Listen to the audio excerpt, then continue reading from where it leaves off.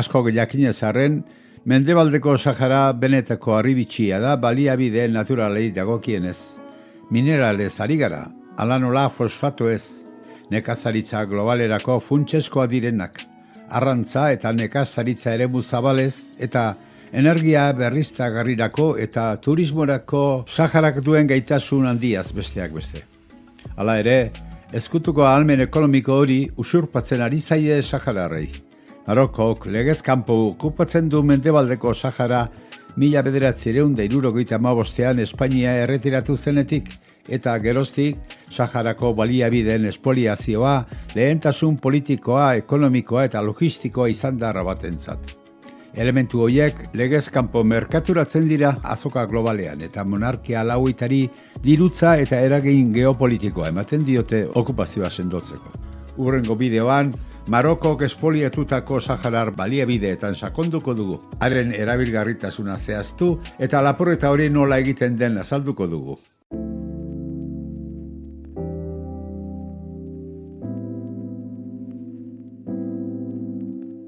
Mendebaldeko Saharan aurki ditzakegun baliabide garrantzitsuenak.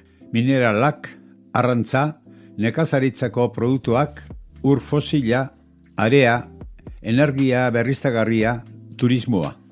Az gaitezen mineralekin. Okupatutako Saharan metal baliotsuak aurki ditzakegu. Platinoa, urrea, nikela, estainua, besteak beste. Marokoko legez kanpo atera eta saltzen dituenak. Baina hoien guztien artean aipagarriena fosfatoa da, batez ere ongarrietarako erabiltzen dena, ezinbestekoak baitira laboreetarako eta elikagaien segurtasuna maila globalean bermatzeko. Elikagai gehigarri, dieta gehigarri eta gabezia tratatzeko sendagai gisa ere erabiltzen da. Saharako fosfato mehategin nagusia Bukraakoa da, Elaiunen hegoaldean. Planetako fosfato aztarnategi ugariena da eta 500 milioi tonatik gorako erreserbak ditu.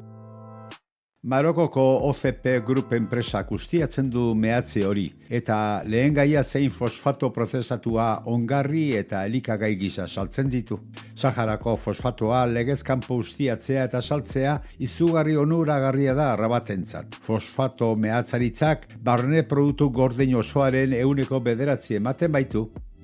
Sahararen okupazioari esker, Marokok mineral horren munduko erreserben 70% kontrolatzen du, eta horrek privilegio posizioa ematen dio munduko fosfato merkatuan.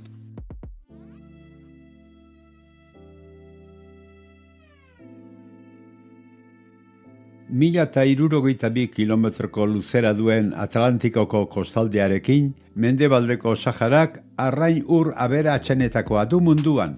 Ehunka arrain, molusku, krustazio eta alga espezie bizi dira Saharako hainbat itsasbazterretan. Hala ere, itsasoko biodibertsitate hori arriskuan dago, batez ere Marokoko, Europako, Errusiako eta Japoniako arrantzalontzien harrapaketengatik eta metodo suntzitzaileengatik.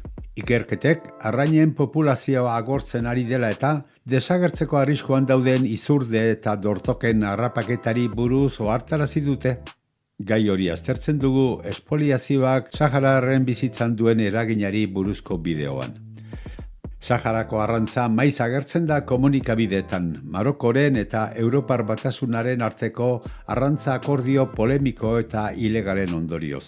Akordio horiek arrain Sahararen menpe daude ia erabat, eta ondorioz, frente polisarioak prozesu judiziala ireki zuen Europako auzitegietan 2024ko urrian. Europar Batasuneko Justizia Auzitegiak legez kanpoko deklaratu zituen arrantza akordioak, eta debekatu egintzien Europako enpresei Saharako uretan jardutea.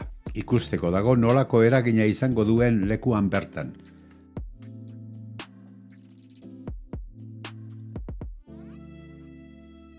Marokoar enpresa multzo boteretsuek multinazional Frantziarekin elkarlanean nekazaritza eta negutegi ustiategi handiak eraiki dituzte, non frutak eta barazkiak landatzen diren, bereziki tomateak, pepinoak eta meloiak. 2016an Saharako nekazaritza jarduerak 1000 hektarea inguru hartzen zituen eta haren edapenak etengabe jarraitu du hurrengo urteetan. Saharako baliabide naturalen begiratokiaren arabera, lurralde okupatuetako nekazaritza ekoizpena esportaziora bideratuta dago argi eta garbi. Bereziki, Europar Batasunera. Europar Batasuna eta Marokoren arteko nekazaritza akordioek Marokoko produktuei ebaten dizkieten onurak direla eta. Iaz, Europar Batasuneko justizia auzitegiak ebatzi zuen, Mendebaldeko Saharatik datozen nekazaritza produktuek Mendebaldeko Sahara izena behar dutela jatorrizko herrialdea, eta ez Maroko.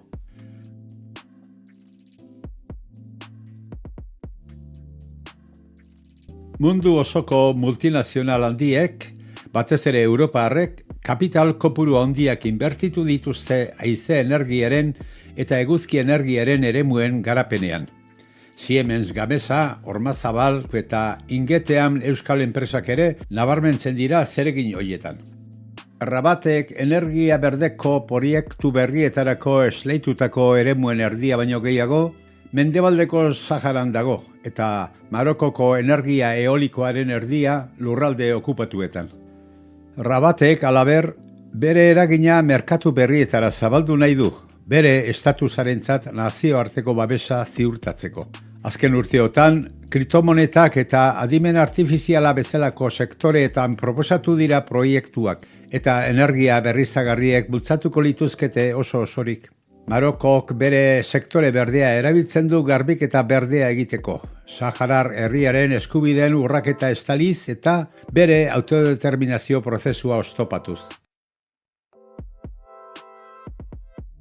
2020 eta 2024 bitartean, ia 1 milioi tona hondar garraiatu dira Mendebaldeko Saharatik Kanariar uharteetara eta neurri txikiagoan Cabo Verdera eta Portugalgo Madeira uhartera.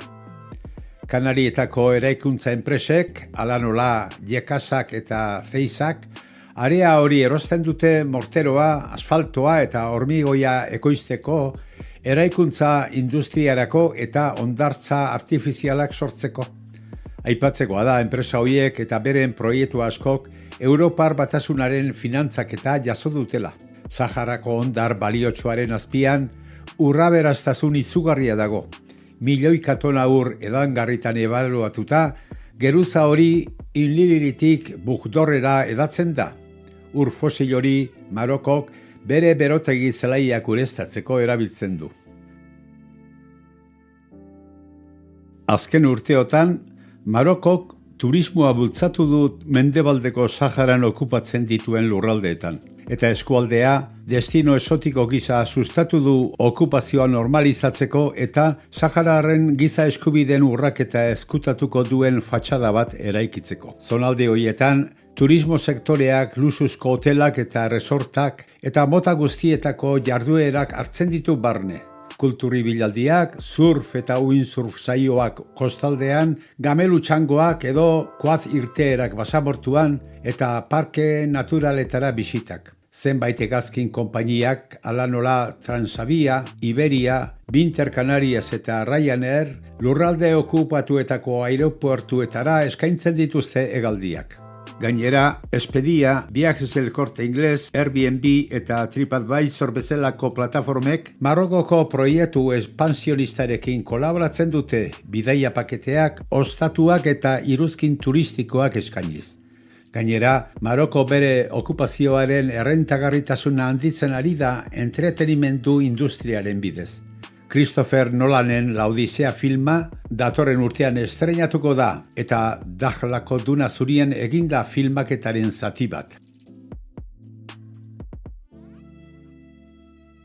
Errusiak Ukraina inbaditu zuenean, adibidez, enpresa asko erretiratu ziren. Mendebaldeko Saharan berriz, okupazioaren logika bera ez da kontuan hartzen. Proiektu horietan inbertitzean, multinazionalek eta gobernuek legitimatu eta finantzatu egiten dute Marokoren okupazioa. Eta ondorioz, Sahararen giza eskubideen urraketen konplize eta onuradun bihurtzen ditu. Proiektu horiek aitzakia dira kolono marrokoarrak erakartzeko, Sahararrak baztertuz eta kanpoan utziz. Gainera, erauzketa metodoek kalte handia eragiten dute ingurumenean, ala nola ur fosilaren erreserbak agortzea, gehiegizko arrantza eta lurra eta ura kutsatzea. Europar Batasuneko Justizia Auzitegian epaiak dio Mendebaldeko Sahara eta Maroko lurralde bananduak eta desberdinak direla, eta hori oso garrantzitsua da. Fronte Polisarioaren aldeko epaia da, eta Europako enpresei lurralde okupatuetan aritzea debekatzen dien arren, bertan zer nolako eragina duen ikusi beharko da.